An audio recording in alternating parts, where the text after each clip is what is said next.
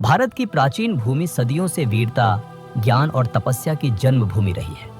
हिमालय की तराई में बने आश्रमों से लेकर नदियों के किनारे बसे गुरुकुलों तक हर ओर ज्ञान और संस्कृति का दीपक जलता था। इन्हीं गुरुकुलों में एक प्रसिद्ध आश्रम था, जहां आचार्य वरुण देव अपने शिष्यों को केवल शास्त्र और शस्त्र की शिक्षा ही नहीं देते थे, बल्कि जीवन जीने का सही मार्ग भी दिखाते थे। उसी गुरुकुल में एक बालक आया। उसका नाम था अभिनव। अभिनव का शरीर कमजोर था, चेहरा सरल और मासूम। वह जब अन्य विद्यार्थियों के साथ अभ्यास करता तो अक्सर पीछे रह जाता। धनुष की डोरी खींचने में उसके हाथ कांपते, कुश्ती के दांव पेंच में वह धराशायी हो जाता।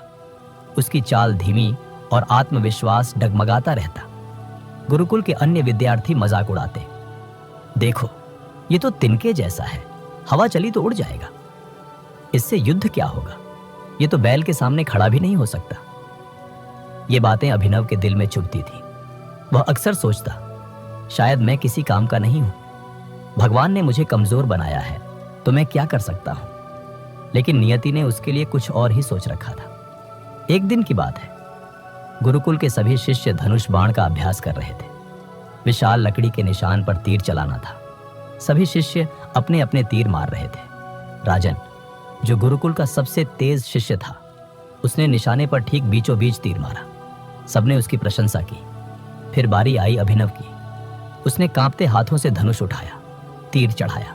जैसे ही डोरी खींची, हाथ कांप गए और तीर पास खड़े पेड़ से टकराकर नीचे गिर पड़ा। सभी शिष्य हंस पड़े। देखो, यही है हमारा कमजोर अभिनव, इससे तो गिलहरी भी डरकर नहीं भागेगी। अभिनव का चेहरा झुक गया, आंखों में आंसू आ गए। वह सोचने लगा, सचमुच मैं सबके सामने बेकार हूं, मुझे यहां क्यों रखा गया है। शाम को जब सब विश्राम कर रहे थे, वह अकेला नदी किनारे बैठा था। उसने चुपचाप पानी में अपना चेहरा देखा और बुदबुदाया, हे ईश्वर, आपने मुझे ऐसा क्यों बनाया। अगर मैं दूसरों जैसा होता तो शायद लोग मेरा मजाक न उड़ाते। उसी समय आचार्य वरुण देव वहां आ पहुंचे। उन्होंने शांत स्वर में पूछा, वत्स अभिनव, तुम इतने उदास क्यों बैठे हो। अभिनव ने आंसू पोंछते हुए कहा, गुरुजी, मैं दूसरों जैसा नहीं हूं। मैं कमजोर हूं, साधारण हूं। मुझसे कभी कोई महान काम नहीं होगा। मुझे लगता है कि मैं जीवन में असफल ही रहूंगा। गुरुजी ने मुस्कुराते हुए उसका कंधा थपथपाया और बोले, वत्स, याद रखो, मनुष्य की पहचान उसके शरीर से नहीं होती, बल्कि उसके आत्मविश्वास से होती है।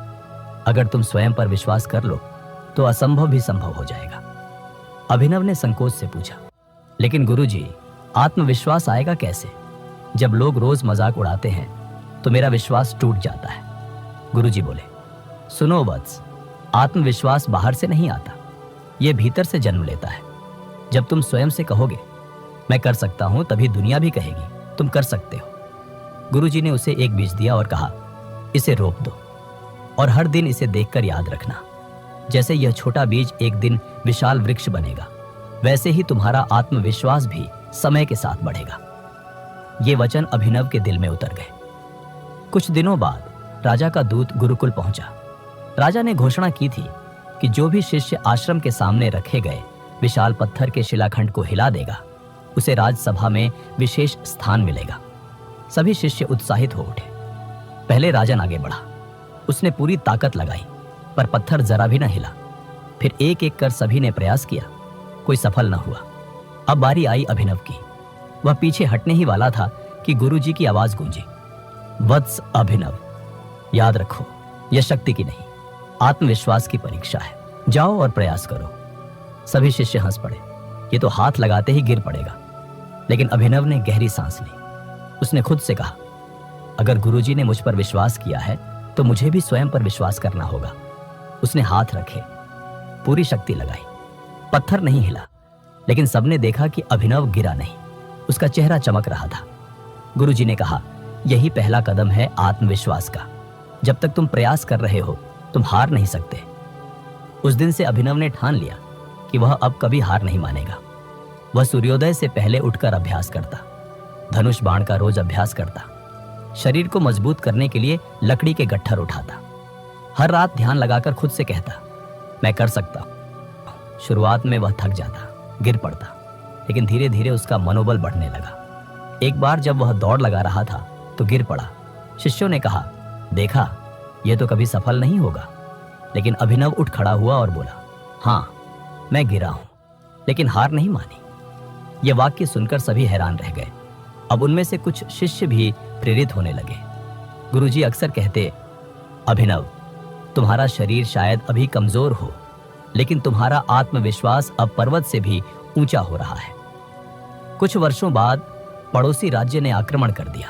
राजा ने घोषणा की, गुरुकुल के श्रेष्ठ शिष्य भी युद्ध में भाग लेंगे।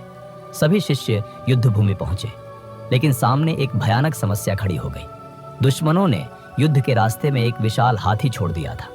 वह गरजता, सूंड लहराता और मार्ग रोक देता। कोई योद्धा उसके सामने जाने की हिम्मत नहीं कर पा रहा था। सभी डर गए। राजन ने कहा, यह तो असंभव है, इसे रोकना मौत को गले लगाने जैसा है। तभी गुरुजी की आवाज आई, जिसके पास आत्मविश्वास है वही आगे बढ़े। सबकी निगाहें अभिनव पर टिक गई। अभिनव के मन में क्षण भर डर आया, लेकिन उसने याद किया, गुरुजी ने कहा था, आत्मविश्वास सबसे बड़ी शक्ति है। उसने भाला उठाया और आगे बढ़ा। सब लोग सांस रोककर देख रहे थे। हाथी ने गर्जना की और उसकी ओर दौड़ा, लेकिन अभिनव शांत रहा। उसने दृढ़ स्वर में पुकारा, रुको। हाथी कुछ पल के लिए थम गया। फिर अभिनव ने चतुराई से पास पड़े लकड़ी के गट्ठर को आग लगाई और रास्ते के किनारे रख दिया। हाथी आग देखकर डर गया और भाग खड़ा हुआ।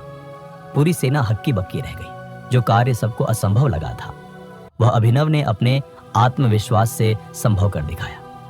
युद्ध समाप्त हुआ। राजा ने अपनी सभा में अभिनव को बुलाया। उन्होंने कहा, आज हमने देखा कि असली ताकत शरीर में नहीं, बल्कि आत्मविश्वास में है। अभिनव ने साबित किया कि अगर मनुष्य स्वयं पर विश्वास कर ले तो वह किसी भी शत्रु को परास्त कर सकता है। राज दरबार तालियों से गूंज उठा। गुरुजी की आंखों में गर्व के आंसू थे। अब अभिनव केवल एक साधारण शिष्य नहीं रहा, वह पूरे राज्य का आदर्श बन गया। लोग अपने बच्चों को समझाते, देखो, यदि आत्मविश्वास हो तो असंभव भी संभव हो सकता है। और अभिनव अक्सर कहा करता था, कमजोर वह नहीं जिसके पास शक्ति नहीं है, कमजोर वह है जो स्वयं पर विश्वास नहीं करता। दोस्तों, ये थी प्राचीन भारत की प्रेरणादायक कहानी आत्मविश्वास की ताकत। इस कथा से हमें यह सीख मिलती है कि मनुष्य की असली शक्ति उसके शरीर में नहीं, बल्कि उसके आत्मविश्वास में छिपी होती है। अगर हम स्वयं पर विश्वास कर लें तो कोई भी बाधा हमें रोक नहीं सकती।